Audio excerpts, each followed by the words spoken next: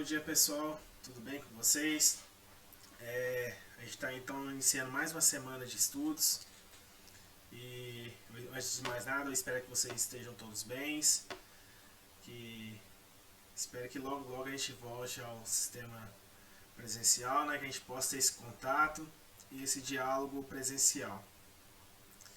Espero que tudo se resolva o mais rápido possível, né? Mas enquanto isso, vamos continuar tomando cuidado com a nossa saúde. Essa semana, então, a gente vai estar falando um pouco sobre as energias nas transformações químicas, tocando em dois pontos, dois temas centrais da química, que é a cinética química e a questão da entalpia, certo? Então, a gente vai começar falando um pouco sobre a questão dos valores calóricos dos alimentos, né? A energia envolvida nos alimentos, né? Então aqui geralmente a gente encontra nos rótulos de alguns produtos, né, os valores energéticos desses alimentos, né? Por exemplo, nós temos que 2 colheres de arroz corresponde a 88 quilocalorias, né? Que esse cacau ele significa quilocalorias. Uma porção de carne de vaca ou carne de boi, né, tanto faz, ela corresponde a 140 quilocalorias. Uma concha de feijão corresponde a 137 quilocalorias, né? Um cheeseburger de 150 gramas ele possui 600 quilocalorias de energia. 10 palitinhos de batata frita corresponde mais ou menos a 100 gramas, ele corresponde a 100 gramas, a 274 quilocalorias de energia, né? Então a gente fala assim, mas como é que se mede o calor, a energia envolvida nesses alimentos, né? Normalmente a gente a gente mede essa energia envolvida nos alimentos através de um calorímetro, que é esse equipamento que está na imagem ao lado aqui, certo? Então neste caso nós temos que o calorímetro ele realiza a combustão desses alimentos, a combustão, sempre quando vocês ouvirem falar, isso vai ser importante para essa parte da disciplina. Quando vocês ouvem falar sobre combustão, sempre é queima, certo? Combustão é a reação em que ocorre uma queima de uma certa substância. Por exemplo, a combustão do petróleo, a queima do petróleo, certo? A combustão do fósforo sempre vai envolver a queima, certo? Então nós usamos a equação fundamental da calorimetria para calcular a quantidade de calor liberada nas combustões. Onde nós temos que essa equação fundamental da calorimetria é Q é igual a mc delta, né? Esse triângulo aqui significa delta T, né? Onde o Q representa o calor liberado, né, em calorias, a energia liberada na combustão desse alimento. M é a massa dos reagentes, né? Delta T é a variação de temperatura durante a combustão. E C é o calor específico. Esse calor específico ele é um valor padrão para cada tipo de substância. Por exemplo, nós temos aqui a água, certo? Que tem um calor específico de 1,0 calorias gramas por Celsius. O álcool tem um calor específico de 0,6. O alumínio e o ar, como exemplos de substâncias com calor específico dessa substância, certo? Então, o calor medido quando a gente fala de energia, nós vamos medir essa energia na forma de calor, certo? E esse calor liberado ou calor absorvido, essa energia liberada ou absorvida que pode acontecer durante uma reação química, a gente chama de entalpia, que é a medida da quantidade de calor liberado ou absorvida no sistema. Então a entalpia vai medir a quantidade de energia liberada ou absorvida no sistema, certo? Essa energia liberada na forma de calor. A entalpia ela mede a quantidade de energia liberada na forma de calor, liberada ou absorvida, né? De acordo com um sistema, ou seja, o sistema pode ser uma substância, uma reação química, ou um processo físico, né? Aí, lembrando, considerando sempre a pressão constante.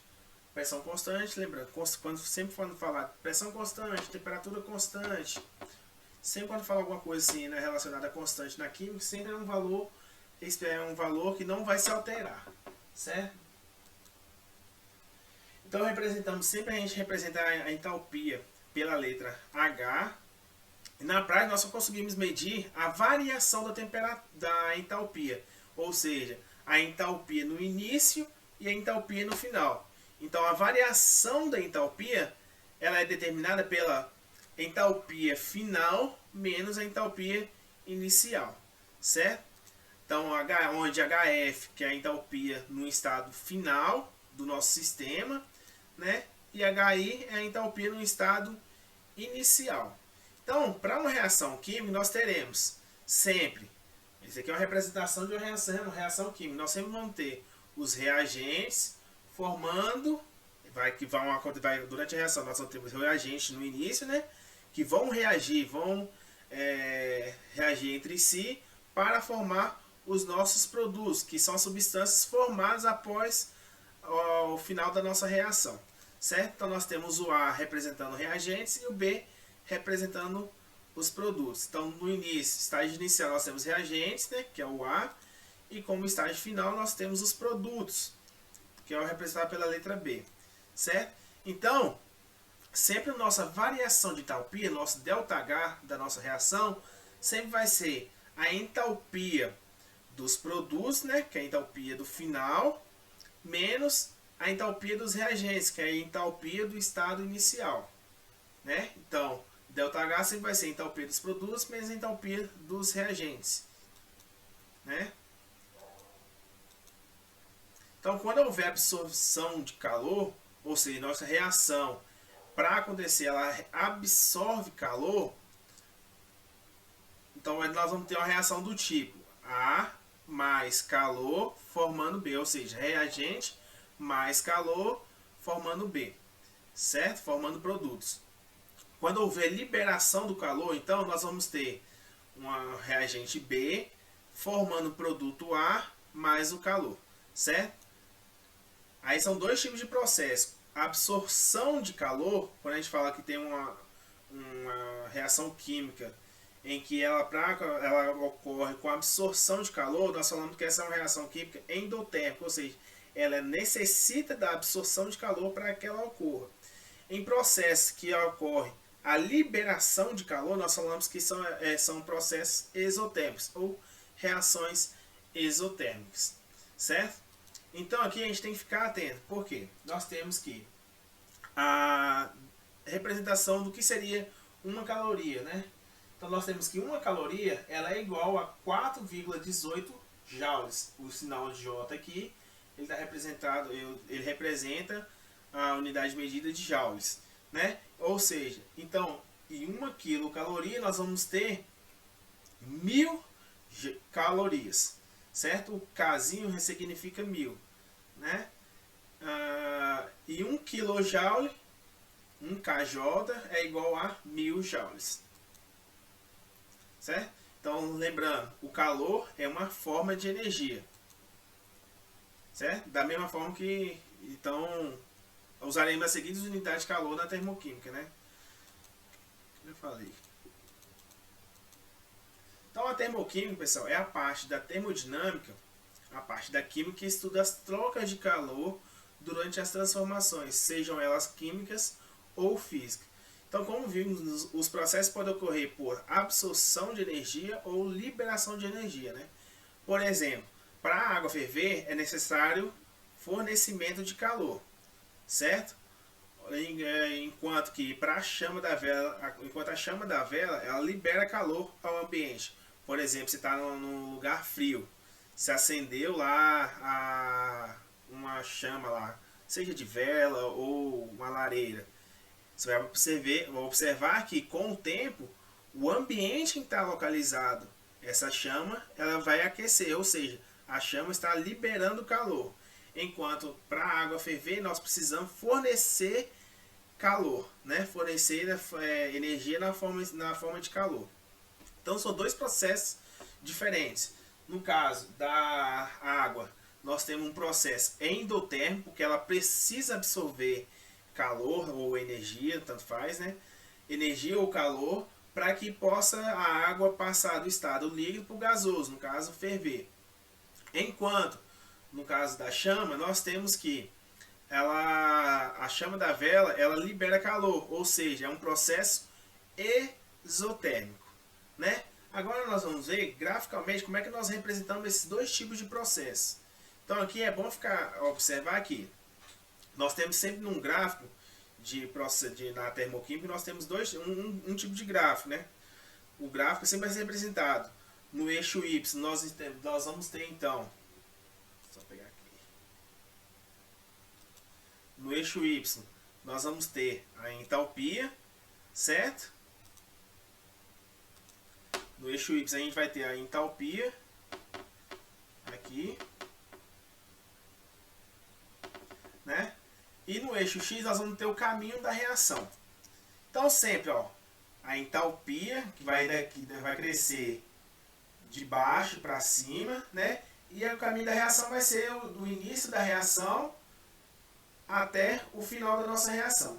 Então no início da nossa reação nós temos só os reagentes, certo?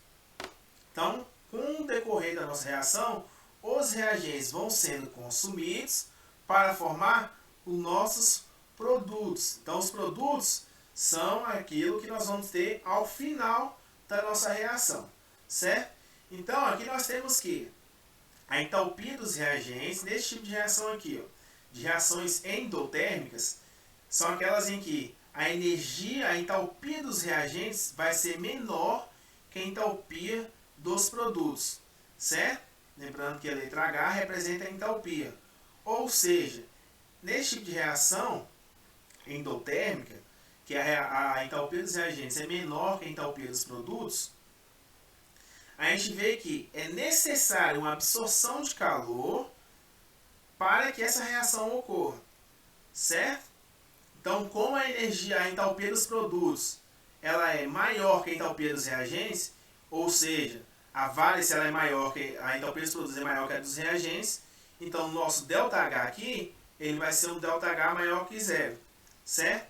Ou seja, se ele é maior que zero, o sinal positivo de ΔH vai sempre quando tiver um ΔH com sinal positivo, nós vamos ter a indicação de um processo endotérmico, ou seja, um processo que absorve energia, certo? Então, vamos continuar aqui.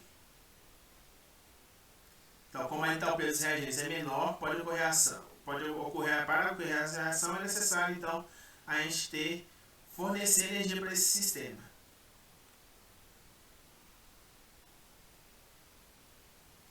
Então, passa aqui. Porém, então, nós como um exemplo de processo endotérmico, nós temos aqui um exemplo das canecas mágicas, certo? Só colocar isso aqui.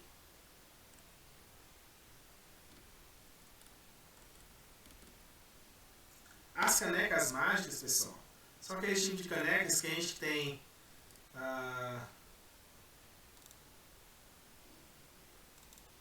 nós temos uma caneca, certo? De aparente uma cor só. Nossa, não consegui.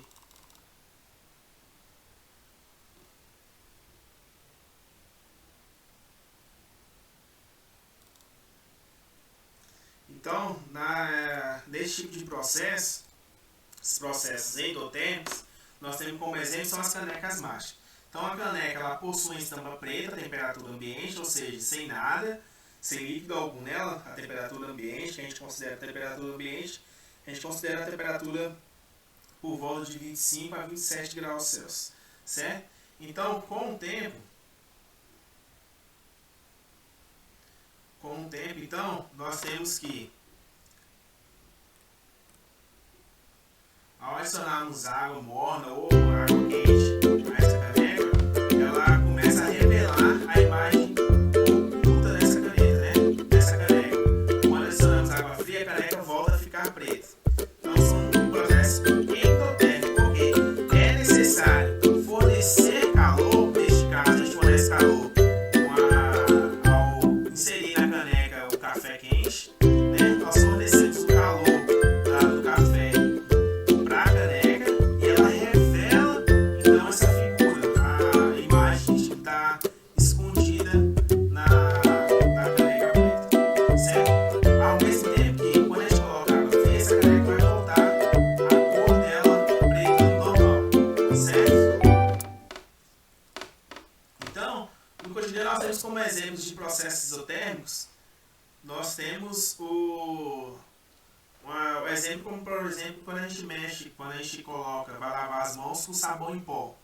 Se a gente esfregar sabão em pó nas mãos, a gente vai perceber que com o tempo vai começar a esquentar as nossas mãos, né?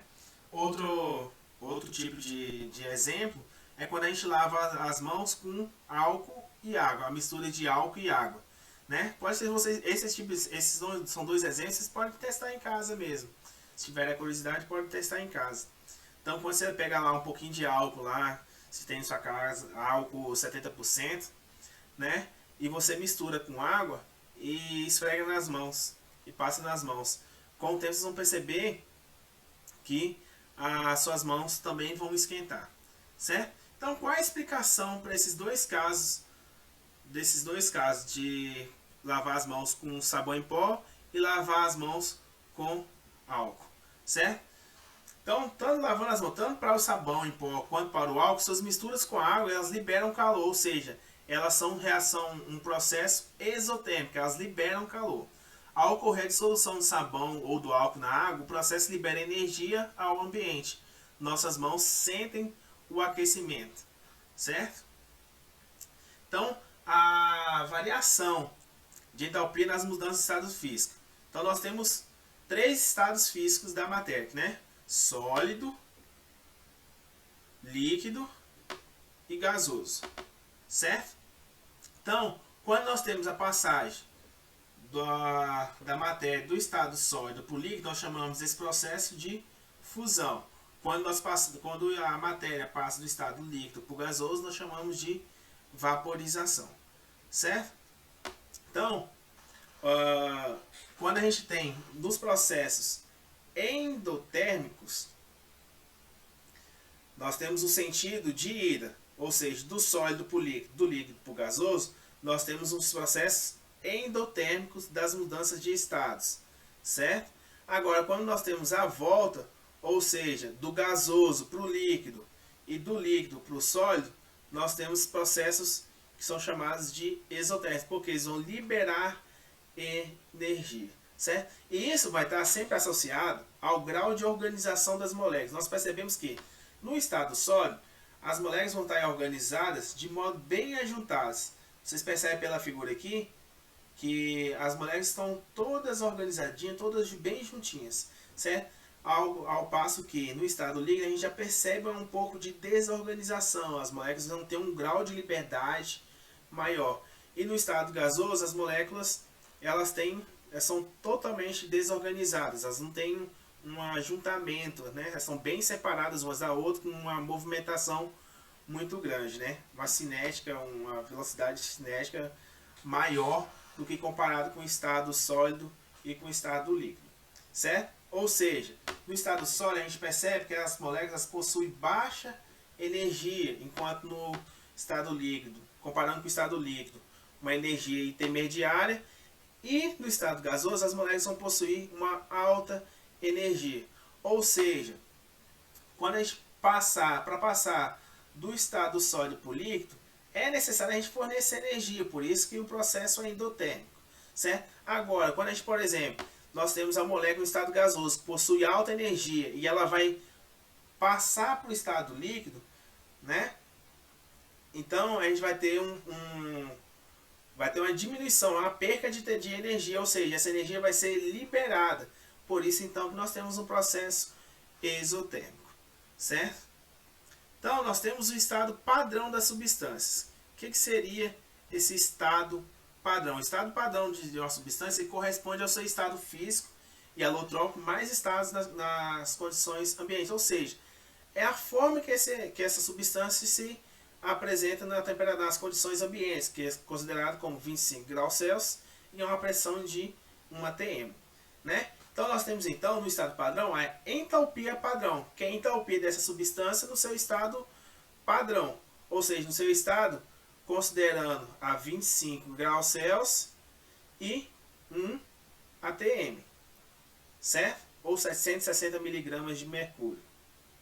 Então, por conversão, toda substância simples, lembre-se disso aqui, toda substância simples no estado padrão possui entalpia igual a zero. Ah, professor, mas o que seria substância simples? Substância simples é aquela composta por apenas um tipo de átomo. Por exemplo, gás hidrogênio, gás oxigênio, ferro puro, certo?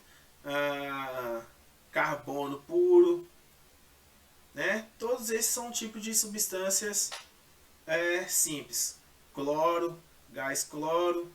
Então são todos tipos de substâncias, sim, são todos exemplos de substâncias simples. Então neste caso, sempre a entalpia padrão, ou seja, quando vocês verem o Hzinho com essa bolinha aqui, o Hzinho e a bolinha, então sempre vai estar representando a entalpia padrão, ou seja, substância simples, sempre a entalpia padrão é igual a zero, certo? Então, nós temos agora, vou falar um pouquinho sobre a equação termoquímica. Então, por exemplo, para a equação de decomposição da água oxigenada, né, que é o H2O2, nós temos que a água oxigenada ela se decompõe formando a água oxigenada, né, ela se decompõe formando a água mais oxigênio. Então, para escrevermos a equação termoquímica, nós temos que primeiramente balancear a equação, certo? De que forma? Nós temos que balancear, ou seja, tudo que nós temos antes, o princípio lá de Lavoisier, na natureza, nada se perde, nada se cria, tudo se transforma. Ou seja, é a lei de conservação das massas. Tudo que eu tenho nos reagentes, eu vou ter que ter em mesma quantidade nos produtos. Ah, professor, mas é diferente. Sim, a substância pode sofrer transformações químicas, mas a quantidade de cada átomo ela não vai se alterar. Ou seja, eu tenho que balancear essa reação química. Então vamos lá. A primeira coisa na hora de balancear a reação é eu vou fazer a contagem de quantos átomos tem no início de cada substância, né? Cada elemento químico, e quantos tem no final. Então, no início aqui, ó, nos reagentes, eu vou ter dois átomos de hidrogênio, dois átomos de hidrogênio, certo? Então, vou colocar aqui embaixo, ó, dois átomos de H, 2H, e dois átomos de oxigênio, certo? Aqui, dois também, átomos de oxigênio. Sempre esse número sobrescrito aqui, pessoal, ele vai fazer referência ao elemento que ele está ligado, certo? Somente a ele. Então agora vamos lá para o final. Aqui no final eu tenho dois átomos de hidrogênio, certo? Dois átomos de hidrogênio. E eu vou ter, ó, um átomo de oxigênio aqui, mais dois aqui. Ou seja, no total eu tenho 3 átomos de oxigênio. Agora observe que no início eu tenho 2 átomos de oxigênio e no final eu tenho 3 átomos de oxigênio. Ou seja, alguma coisa está errada. Por quê? De onde surgiu esse outro átomo de oxigênio? Está incorreto, certo? Então tem que balancear essa reação de modo que eu consiga equalizar a quantidade de cada átomo de oxigênio no início e no final. Então, neste caso, ó, eu vou usar os coeficientes estequiométricos, que são esses números que vêm à frente de cada substância, para equalizar a nossa reação química, certo? Então, aqui nós vamos ter, ó, agora 2 vezes 2, no total 4 átomos de só pegar a borracha aqui.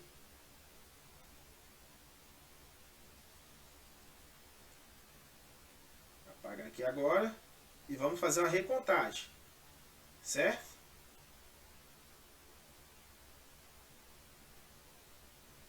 Então agora eu vou ter, no total, 4 átomos de hidrogênio, certo? E 2 vezes 2 e 4 átomos de oxigênio, certo?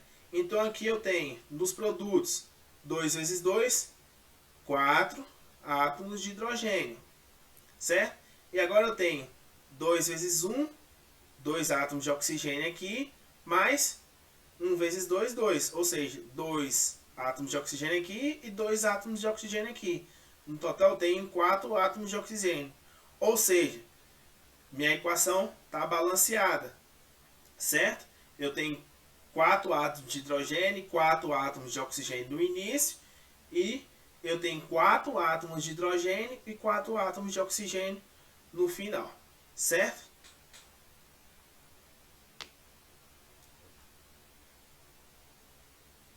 Só apaga aqui agora. Então, eu tenho também indicar minha reação química também, minha equação termoquímica, ela também tem que me identificar o estado físico das minhas substâncias.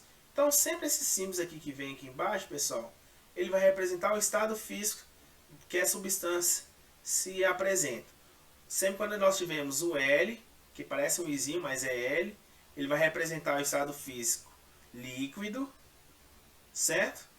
O Gzinho, ele representa o estado físico gasoso. E o Aq, representando um estado físico aquoso, que seria uma mistura dessa substância dissolvida em água, certo? E toda a minha equação termoquímica ela tem um ΔH da reação, certo? O ΔH, por exemplo, dessa reação de decomposição da água oxigenada é um ΔH igual a menos 196 kJ por mol, certo? Esse kJ por mol aqui, ele é a unidade de medida da variação de entalpia, do ΔH, certo? Lembrando, ΔH menor do que zero, nós temos uma reação exotérmica, porque esse negativo aqui está indicando que está liberando calor para o ambiente, certo? Então, além da entalpia padrão, nós temos a entalpia de formação, que a entalpia de formação é o calor liberado ou absorvido na formação de um mol dessa determinada substância que a gente está estudando, certo? Ah, eu quero saber a entalpia de formação da água. Então, essa entalpia de formação vai ser o calor liberado ou absorvido na formação de um mol de água, certo? Então, nós temos aqui a reação de formação da água. Nós temos 1 mol de H2 mais meio mol de gás oxigênio, formando 1 mol de água, certo? O ΔH dessa reação é um ΔH negativo. Então, ΔH menos 286 kJ por mol. Então, dessa forma, uma tabela de entalpias padrão de formação pode ser construída. Como nem todas as equações químicas possuem seus valores de ΔH determinados, a gente pode determinar o valor de ΔH de cada reação utilizando essa equação aqui, ó. O ΔH, a variação de entalpia da reação, ele vai ser o somatório. Esse símbolo, assim, esse Ezão grandão aqui, ele representa o símbolo do somatório. Somatório, faltou uma perninha aqui, isso, somatório do ΔH de formação dos produtos menos o ΔH, o somatório do ΔH de formação dos reagentes, certo? Então sempre vai ser assim, ó. Lembra lá da primeira equação que a gente viu? O ΔH sempre vai ser, a variação de entalpia sempre vai ser a entalpia dos produtos menos a entalpia dos reagentes, certo? Então aqui é a mesma coisa. O ΔH de formação de uma substância vai ser o ΔH de formação, considerando a reação química, dos produtos dessa reação menos o somatório dos ΔH de formação dos reagentes dessa reação, certo? Então aqui a gente tem algumas entalpias padrão de formação de algumas substâncias no estado padrão, né? Considerando o estado padrão 25 graus Celsius e 1 atm. Por que eu estou falando isso? Para vocês fixar isso também de vocês. Sempre quando falar estado padrão, né? É sempre 25 graus Celsius e 1 atm, certo? Então nós temos o gás carbônico, né? Fórmula química CO2. O ΔH de formação dele é de menos 394 kJ por mol, ou seja, um ΔH negativo, um processo exotérmico. Por exemplo, o gás acetilênico, que é o C2H2, né? Ele tem um ΔH de formação, ó, positivo, ou seja, é um processo endotérmico, ou seja, para a reação acontecer a gente precisa fornecer calor, né? O cloreto de sódio, sal de cozinha, NaCl, ele tem um ΔH de formação menos 403, ou seja, na formação dele é um processo exotérmico, certo? O ácido acético, né? CH3COOH, que a gente chama comercialmente como vinagre, conhece comercialmente como vinagre. Ele tem um ΔH de formação, ó, menos 487 kJ por mol, ou seja, um processo exotérmico, certo? Lembrando, ΔH negativo, processo exotérmico.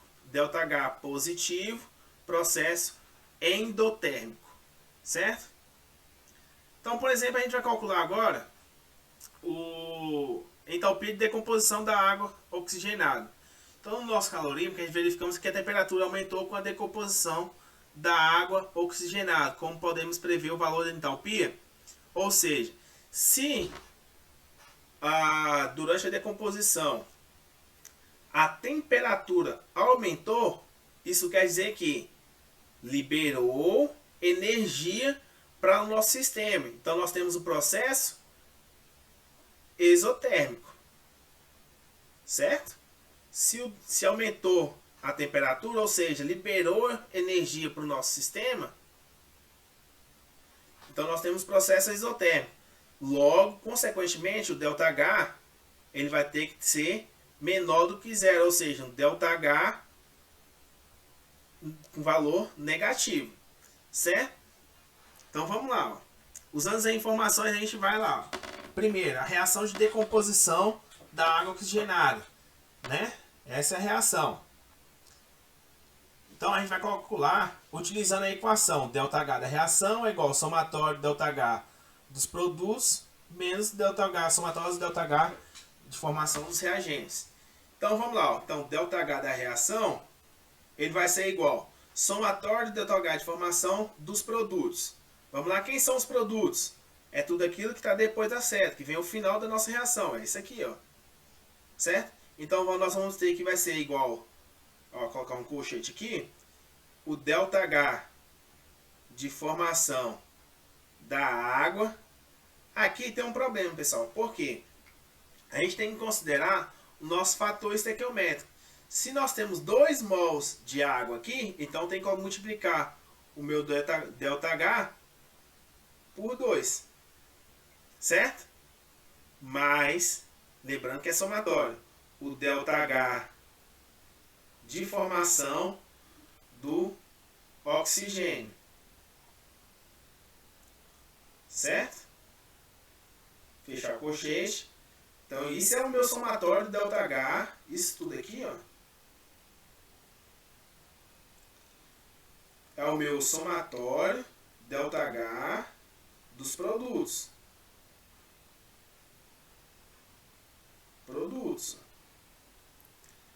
Então, aqui, ó, agora eu tenho que fazer a parte dos reagentes.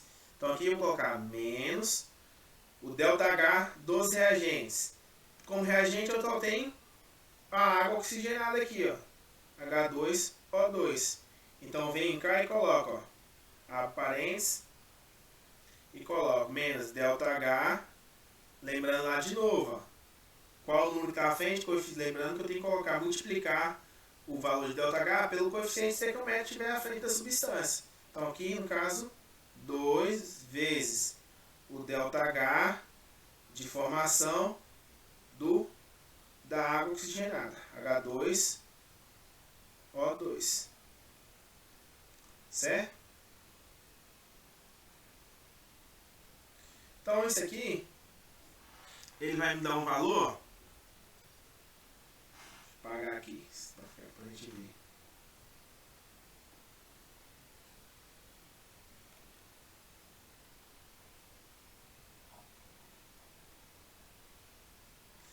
Ele vai me dar um valor, aqui ó, então o ΔH vai ser igual a 2 vezes o ΔH da água, certo? Tá o 2 aqui, multiplicando o ΔH da água, que é menos 286, mais 1 vezes 0. Por que está 1 vezes 0 aqui? Porque o gás oxigênio é a substância simples. Ó. Substância simples, o ΔH sempre vai ser igual a 0, como eu tinha falado no slide anterior, certo? Menos 2 vezes o ΔH do reagente que nós temos a água oxigenada. Então, 2 vezes o ΔH da água oxigenada, menos 188 kJ por mol. Então, somando tudo, eu tenho 2 vezes menos 286, dá menos 572. Menos 2 vezes menos 188 dá 376, né? Só que vai ter o menos vezes menos, vai dar mais. Então, como ΔH, eu vou ter menos 572 mais 376. Somando os dois, eu vou ter menos 196 kJ por mol. Se lembra lá, ó, como eu tinha como prever? Eu falei já desde o início que meu ΔH seria negativo, confirmando aqui o valor final. Porque eu sei que o processo é isotérmico. Processo exotérmico, ΔH menor que zero, ΔH negativo. Certo? Então tem como eu prever qual o valor do meu ΔH, valor qualitativo, né? Dizer se meu ΔH vai ser positivo ou negativo, como se fosse uma prova real do meu cálculo, da minha questão, certo? Então, entalpia das reações químicas. Além da entalpia de formação, tem a entalpia também de combustão. Lembrando, combustão é a queima, certo? É a mesma coisa, pessoal. Vai mudar somente a palavra. Em vez de ser entalpia de formação, vai ser entalpia de combustão. Então, todas as reações de combustão possuem entalpia negativa, porque são reações exotérmicas, certo? Quando você fala combustão queima, você já pensa logo em fogo, calor, liberação de calor. Então, por isso, entalpia negativa. Então, sempre quando falar de entalpia de combustão, o valor ΔH vai sempre ser menor que zero, vai ser negativo.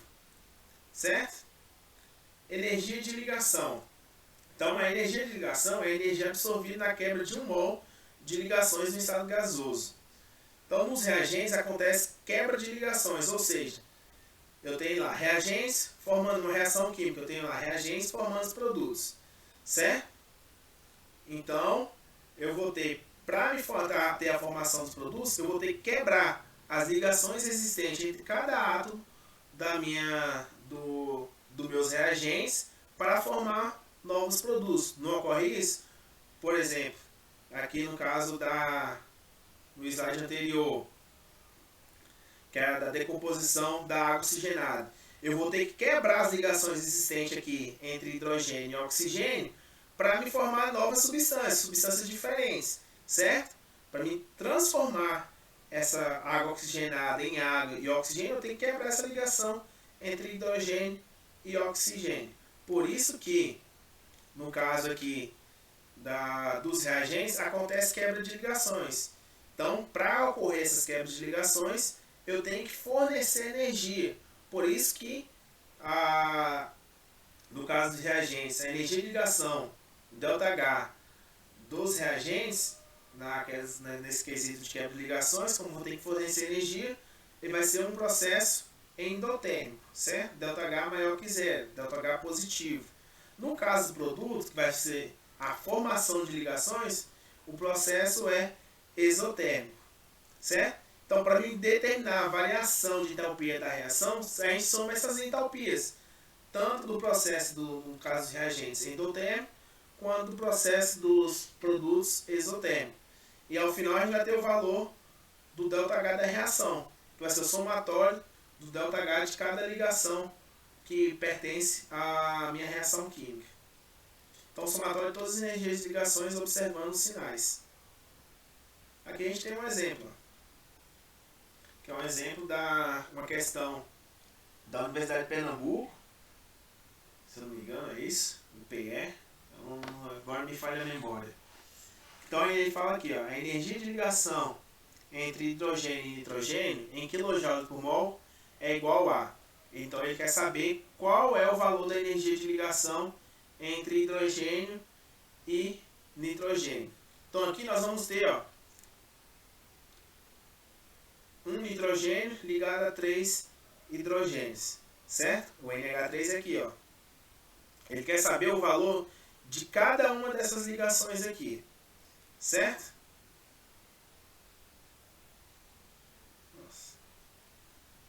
Então, como as ligações entre nitrogênio e hidrogênio são formadas nos produtos, a gente espera que as mesmas sejam negativas.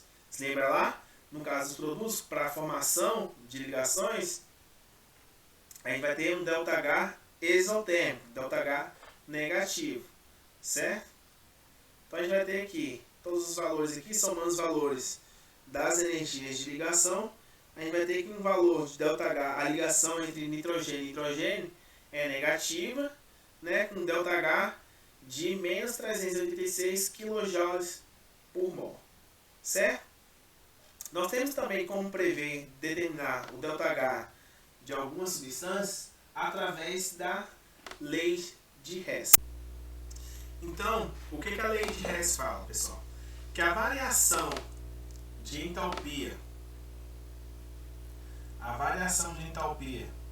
só pegar a caneta, isso. A variação de entalpia de uma reação, o ΔH de uma reação, é sempre a mesma, dependendo do número de etapas em que tem que ocorrer. Ou seja, eu tenho aqui uma reação global, certo? A mais B, meus reagentes, formando um produto C. Só que eu não sei o valor de ΔH.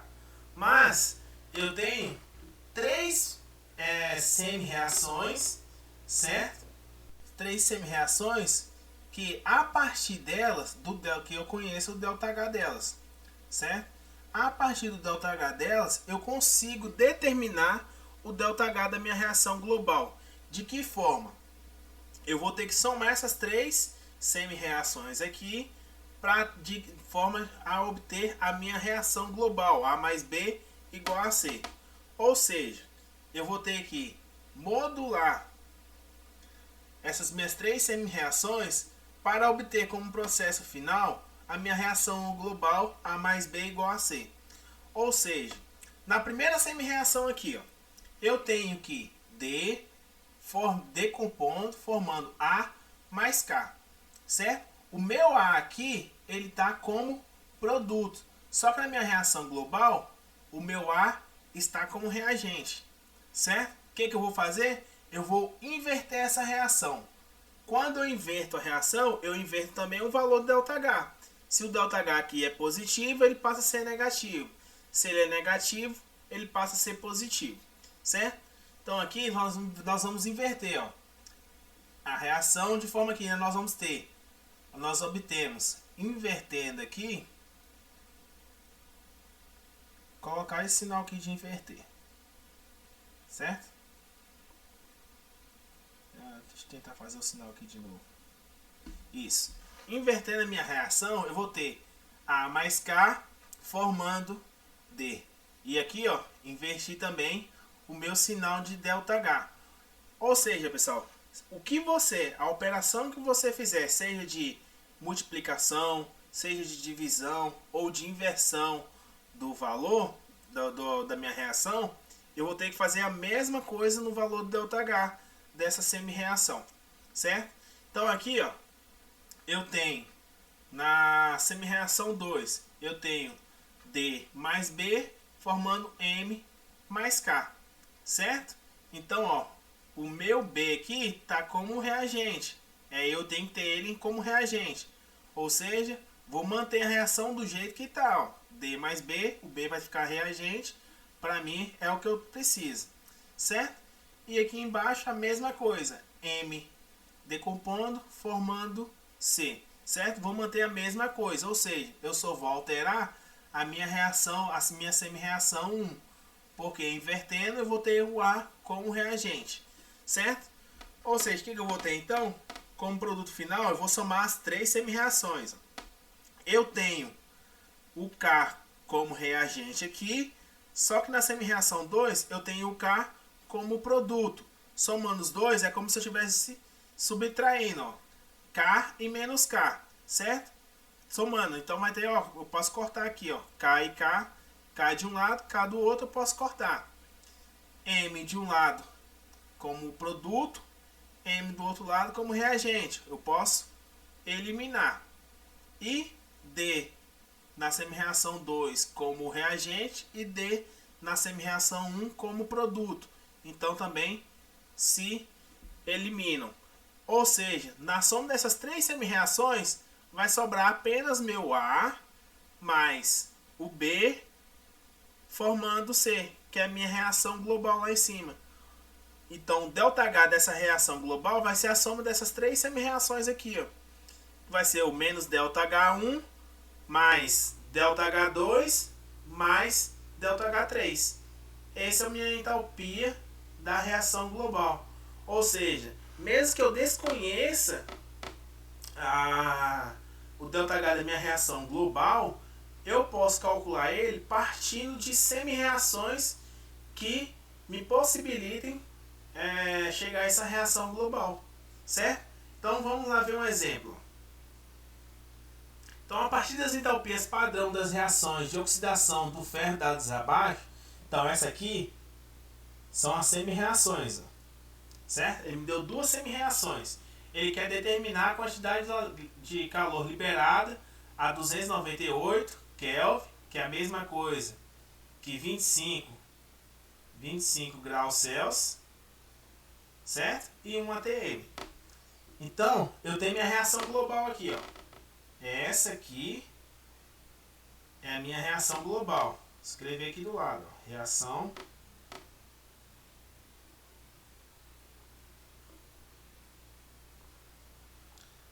pessoal, só um negócio eu tô fazendo com... tô aprendendo ainda a mexer na mesa digital, então às vezes fica torto mesmo as coisas, então não é com mouse não, certo? Então, eu vou ter que fazer o quê? Modular as minhas 2 semi-reações aqui em cima de forma a obter a minha reação global, certo? Então aqui eu já tenho aqui a resolução. Então nós deveremos calcular o ΔH da reação final aqui, essa reação global. Então o que eu vou fazer? Ó? Como eu tenho aqui 2 óxidos de ferro, na minha semi-reação 1 eu tenho apenas 1 óxido de ferro, certo? Então o que eu vou fazer? Eu vou, primeiramente, o óxido de ferro aqui, ele está nos produtos, certo? Está nos produtos, mas eu preciso dele nos reagentes. Então a primeira coisa que eu vou fazer é inverter, certo? Eu vou inverter primeiro e depois, além de inverter, eu multiplico por 2. Ou seja, a mesma coisa aqui que ele falou. Menos 2. O menos está identificando inversão e o 2 é o valor que eu estou multiplicando. Então, invertendo e multiplicando por 2, a semi-reação 1, eu vou ter 2 óxidos de ferro, formando 2 ferros mais 1 gás oxigênio, né? Lembrando lá atrás, o valor de ΔH dessa reação é menos 64 quilocalorias por mol, certo? Aí é por isso que, ó, multiplicando por menos 2, vai dar então um valor positivo, tá lá menos com menos, multiplicar menos por menos dá mais, certo? E 2 vezes 64 dá 128. Na minha semi-reação 2, certo? Eu vou manter somente, porque eu tenho o óxido de ferro, que é o que eu preciso lá em cima, eu tenho o óxido de ferro aqui nos produtos, e é o que eu tenho aqui em cima ele nos produtos, só vou manter ela. Então, como produto final, ó, 2 ferros aqui como produto, 2 ferros aqui como reagente, ó. Corta, corta, certo? Lados opostos, eles se anulam. Então, vai sobrar aqui para mim, ó. Eu tenho 1 mol de gás oxigênio do lado dos produtos e 1,5 mol do lado dos reagentes. Ou seja, 1,5 menos 1 sobra meio oxigênio. Então, como resultado final, vai sobrar os 2 óxidos de ferro mais meio mol de gás oxigênio mais 1 mol de óxido férrico, certo? Então, essa é a minha reação global que sobrou. O ΔH dela vai ser a soma dos 2 ΔHs aqui, ó, das minhas semi-reações. Então vai ficar ΔH mais 128 mais menos 196, certo? Então, como produto final, eu tenho um ΔH menos 68 quilocalorias por mol. Ah, professor, eu tinha como prever também, certo? Como é uma reação de combustão, ó, gás oxigênio, reação de combustão, meu ΔH tinha que ser negativo. Se lembra lá que falei? ΔH de reação de combustão sempre vai ser negativo, certo? Então, reação de combustão, menos 68 quilocalorias por mol. Essa é a entalpia da minha reação lá. Então, a única coisa que eu vou ter que ficar fazendo, pessoal, é sempre alterar as minhas semi-reações, certo? De forma que, ou multiplicando, ou invertendo, ou dividindo, de forma a me obter a reação global lá em cima. Então, queria perguntar para vocês, o que vocês acham que essas imagens têm em comum? Por exemplo, a corrosão de metais por ferrugem, a explosão de dinamites, formação de cavernas e queima de cigarro. Da semelhança entre elas é que todas apresentam reações químicas, né? Transformações químicas. Todas elas, seja a corrosão de ferrugem, né? Nós temos o ferro metálico sendo transformado em ferrugem, certo? A explosão de dinamites, nós temos a combustão de substâncias ali explosivas, certo? E na formação de caverna, nós temos a formação de cristais, de cristais, né, de cálcio, ou seja lá qual for o tipo de cristal. E nós temos aqui na queima de cigarro também a combustão de matéria orgânica, certo? Essa é uma das semelhanças. A outra semelhança é a velocidade dessas reações químicas, certo? Então, para formar as estalactites, né, que são aquelas cavernas lá, demora milhares ou milhões de anos. A corrosão de um metal, a corrosão de ferro, pode demorar de alguns meses até mesmo alguns anos. Enquanto um cigarro ele é consumido em cerca de 1 minuto, certo? E uma dinamite ela explode instantaneamente, em questão de segundos, buf, acabou, explodiu, certo? Então, a velocidade das reações químicas ela é o motivo de estudo, ela é o objeto de estudo da cinética química, né? Então, a cinética química ela estuda a velocidade das reações. Então, a velocidade média ou a rapidez de uma reação química é a relação entre o que foi consumido, certo? Os reagentes, né? E o tempo decorrido. Ou seja, é a velocidade em que os reagentes são consumidos e os produtos são formados, certo? Durante uma reação. Então, nós temos aqui a reação ali, ó. Então, nós vamos ter que a velocidade média dessa reação aqui, ela vai ser o número de mols de reagentes que está sendo consumido durante uma variação de tempo, né? Ou né? A variação do número de mols que os produtos estão sendo formados durante esse tempo. Ou é o consumo dos reagentes, ou ela é expressa em relação à formação dos produtos, certo? Então aqui, ó, nós temos que numa reação química, esses coeficientes, igual eu falei lá à frente, esses números que vêm à frente das reações químicas, eles são considerados como os coeficientes estequiométricos da equação química balanceada. Então, na equação da velocidade média, o sinal negativo, então aqui atrás, ó, esse sinal negativo aqui, ah, professor, o que significa esse sinal negativo? É porque tá desaparecendo? Não, porque negativo, o valor é baixo ou não. Esse sinal negativo aqui, ele só serve para indicar que neste caso aqui, os reagentes vão sendo consumidos, certo? Como os reagentes vão sendo consumidos, então por isso sinal negativo. Nos produtos, como vão ser formados, ou seja, vai crescer a concentração deles durante a variação de tempo, por isso sinal positivo. Nos reagentes vai sendo consumido, a concentração deles vai diminuindo com relação ao tempo, então por isso sinal negativo, certo? Então, se não quisermos trabalhar com números negativos, é só a gente utilizar o módulo. Aqui o módulo. Então, vamos imaginar uma situação problema, né? Que a gente fornece esses dados de concentração para reagentes e produtos em vez da quantidade química, número de mols. Então, nós vamos ter aqui a variação, a velocidade média da minha reação vai ser a variação da concentração dos reagentes, certo? A e B, né? Ou a velocidade, a variação da concentração dos produtos, né?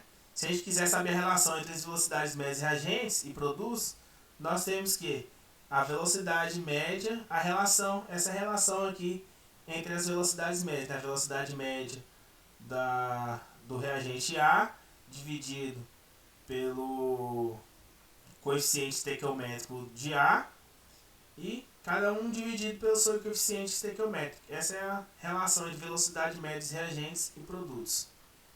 Então a gente pode observar como essas concentrações elas variam de acordo com o tempo, certo?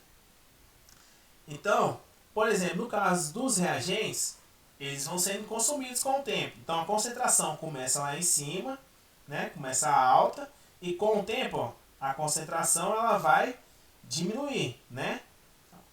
Vai de cima para baixo, ó, tá diminuindo, né? Enquanto a gente aumenta o tempo. Enquanto os produtos, ó,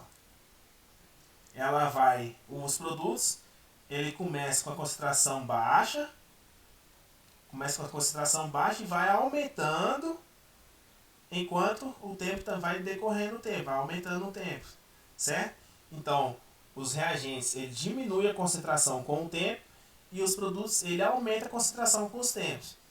Então, a velocidade das reações, ela também vai diminuindo com o tempo, porque vai acabando, os reagentes vão sendo consumidos, os produtos formados, e com o tempo, aquela velocidade vai estabilizar, certo? Ela tende a estabilizar até que todo o reagente seja consumido e não tenha mais nada para ocorrer na reação.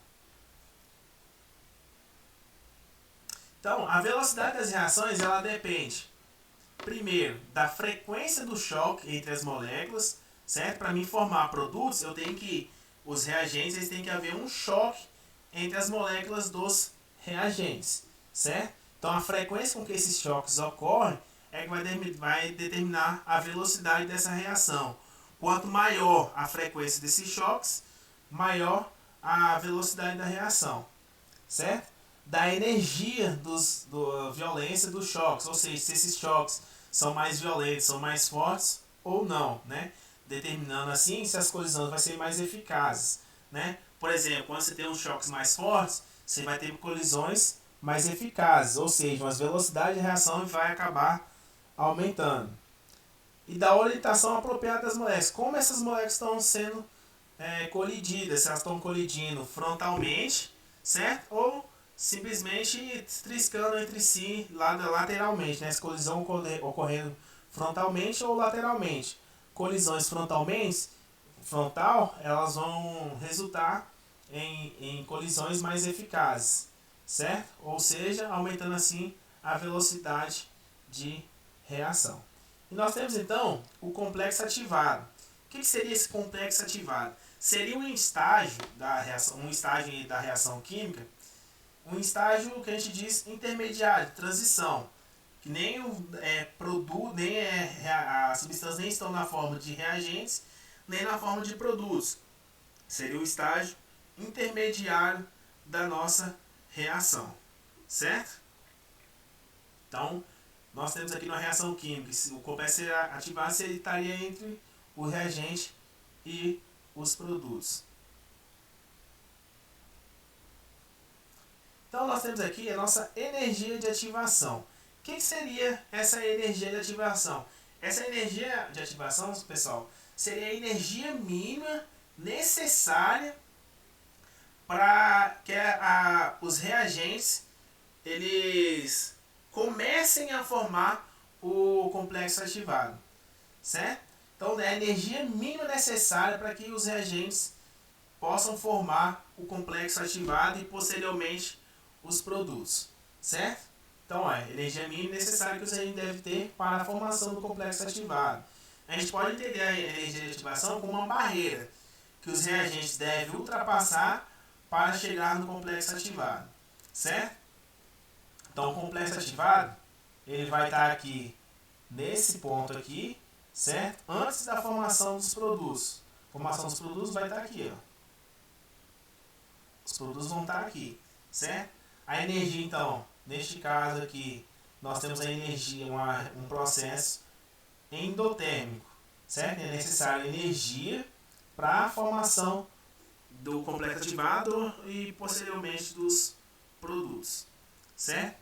Então a gente tem que imaginar a energia de ativação como uma barreira, certo? E como essa energia de ativação vai variar com a velocidade, certo? A energia de ativação, em reações endotérmicas, essa energia de ativação vai ser maior, ou seja, essa barreira para a formação, para consumo dos reagentes, para a formação dos produtos, ela vai ser maior, enquanto que na reações exotérmicas, essa energia de ativação ela vai ser menor, certo?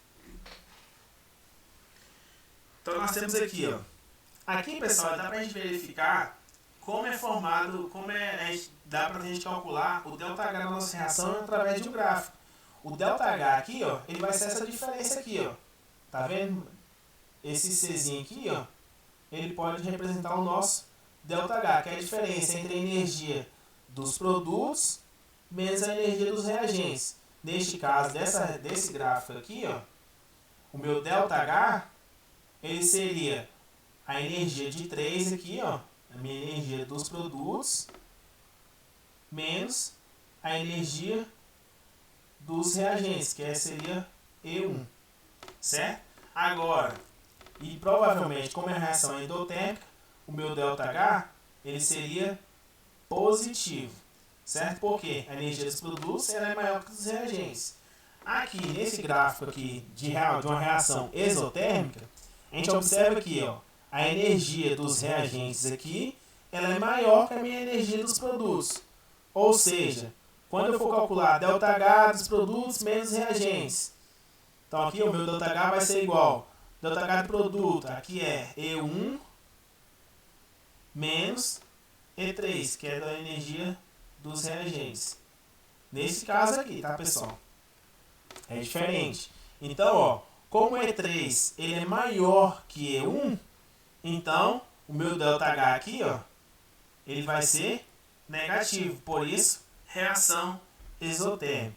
Então, quanto maior a energia de ativação, a barreira necessária para a formação do complexo ativado, menor será a velocidade, certo?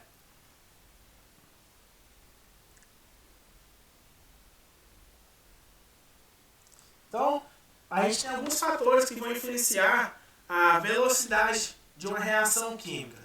Por exemplo, quando a gente está lá fazendo um churrasco, né, a gente coloca lá o carvão, aí coloca lá papel higiênico com óleo e risca fogo, né? Aí fica aquela morosidade. Aí o que a gente faz para que o fogo pegue logo no carvão, né? Que é para que a brasa acenda logo. A gente começa a abanar, né? Esse processo de abanar, por que a gente abana o fogo?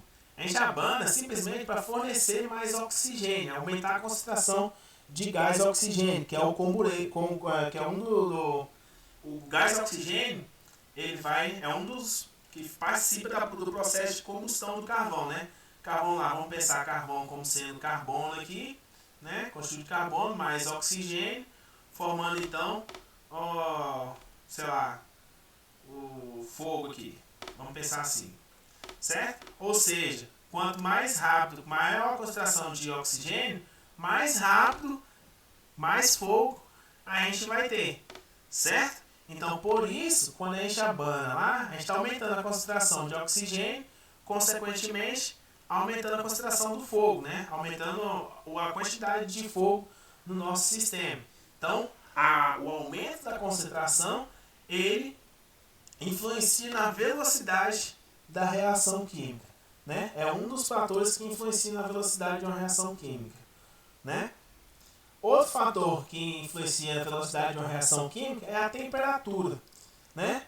De que forma? Por exemplo, quando a gente coloca, por que a gente coloca os produtos na geladeira, certo? A gente coloca lá simplesmente para retardar o processo de apodrecimento das frutas, dos nossos alimentos. Se a gente deixa um alimento dentro da geladeira, um alimento fora da geladeira, o alimento fora da geladeira apodrece primeiro. Se a gente deixar, por exemplo, uma verdura, uma carne, lá em cima da pia lá, certo? E esquecer.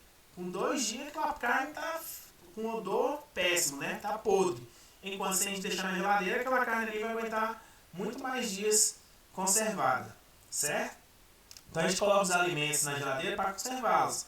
A baixa temperatura da geladeira, né? Ela diminui a velocidade das reações químicas responsáveis por apodrecer os alimentos, né? O processo de apodrecimento dos alimentos é uma reação química, né? Então, por isso que a gente coloca na geladeira. Então, a temperatura é outro fator também que influencia na velocidade da reação, certo? E o outro fator que influencia na velocidade da reação é a superfície de contato, certo? É a área de contato da substância. De que forma? Por exemplo, quando a gente quer cozinhar uma batata, se a gente cortar essas batatas em pedaços menores, a gente vai aumentar a superfície de área de contato da batata com a água, certo? A água lá fervendo. Ou seja, a gente vai aumentar a área de contato e esse processo acontece bem mais rápido. Então, quando a gente está, na verdade, lá picando a batata, a gente diminui o tamanho da batata na hora de cozinhar, a gente está aumentando a superfície de contato, diminuindo então aumentando então a velocidade com que essa batata é cozida, ou seja, aumentando a velocidade de uma reação química, né? Então, o aumento da superfície de contato, ele influencia positivamente na velocidade de uma reação química. Quanto maior a superfície de contato, maior a velocidade da reação química, certo? Então, a superfície de contato é outro fator que influencia na velocidade de uma reação química, né? E outro fator, o último fator que influencia na velocidade de uma reação química são os catalisadores, que são substâncias que aumentam a velocidade das reações químicas sem serem efetivamente consumidas, né? Na química a gente tem muito processo, muitas reações, pessoal, principalmente na química orgânica, na formação de fármacos, de produtos produtos naturais, né? Substâncias naturais, a gente tem processos aí que demoram 2 dias, 3 dias, sem um catalisador químico, certo? Então a gente utiliza essas substâncias chamadas de catalisadores para acelerar esse processo, ou seja, reações que ocorrem em 2, 3 dias, a gente consegue fazer ela em 10 horas, certo? Em vez de diminuir em muito, 3 vezes a velocidade que essa reação ocorreria, né? Então, os catalisadores podem ser regenerados após a reação ocorrer, ou seja, a gente coloca essa substância, ela participa da reação, certo? Diminuindo a energia de ativação, lembra lá, a energia de ativação é a energia necessária para que essa reação ocorra, essa barreira lá, lembrando lá, a energia de ativação é aquela barreira que a gente colocou lá, a barreira que os reagentes necessitam ultrapassar para formar o complexo ativado e consequentemente, os produtos, né, para que essa reação ocorra. Então, os catalisadores fazem parte da nossa vida, como no caso das colas epóxicas, em que uma das massas é o catalisador, que acelera o endurecimento da cola, certo? Então, por que tais fatores influenciam a velocidade? Então, a gente vai explicar isso baseado no princípio de quanto maior o número de colisões, maior a velocidade. No caso da temperatura, quanto maior a temperatura, maior a agitação das moléculas e maior, então, quanto mais agitado vai estar as moléculas, mais choque elas vão sofrer. Certo? Por exemplo, se tiver um lugar com muito calor, as pessoas ficam agitadas e começam a se agitar mais. Então, quando vai estar mais agitado, vai ter mais movimentação. No caso das moléculas, quanto mais movimentação, mais choques e, consequentemente, maior velocidade. No caso da superfície de contato, quanto maior a superfície de contato, então vai ter um maior número de choques também e, por consequência, uma maior velocidade. Certo? No caso da concentração dos reagentes, quanto maior a concentração dos reagentes, mais substância, mais moléculas nós vamos ter no nosso sistema. Quanto mais substância, maior o número de choques e, consequentemente, maior velocidade. E por último, no caso, é o nosso catalisador. No caso do catalisador, ele vai aumentar essa velocidade das reações, diminuindo a energia de ativação, como eu tinha falado. Então, nós temos em vermelho uma reação química, né, sem o uso de catalisador. No caso desse catalisador aqui, a gente está utilizando uma enzima, certo? Então, no caso aqui, nós teríamos essa energia de ativação para a reação em vermelho. Essa aqui seria a energia de ativação. Utilizando o catalisador, a gente reduz essa energia de ativação pela metade. Ou seja, a barreira que as reagentes vão ter que enfrentar, ultrapassar, é bem menor.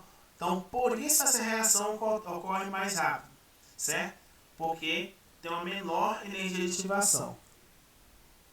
Isso causa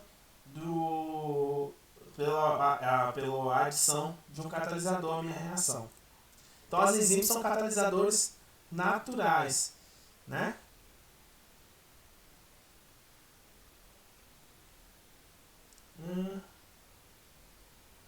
Então, como eu tinha falado antes, a reação global é o somatório das reações elementares, né, das etapas, né? Então, nessas reações, nós vamos ter, cada reação ela tem uma lei de velocidade, certo?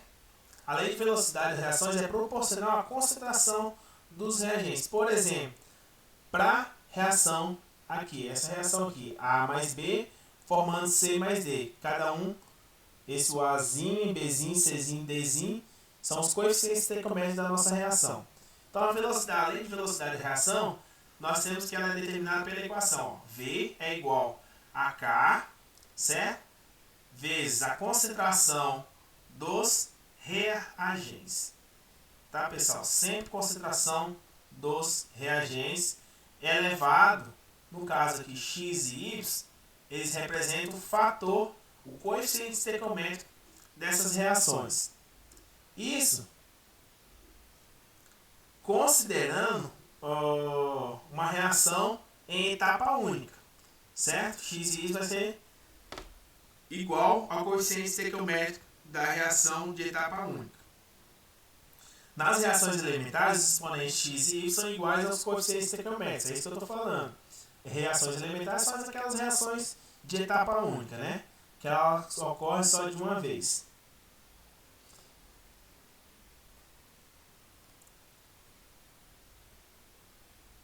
Então aqui a gente tem um exemplo da chuva ácida, né?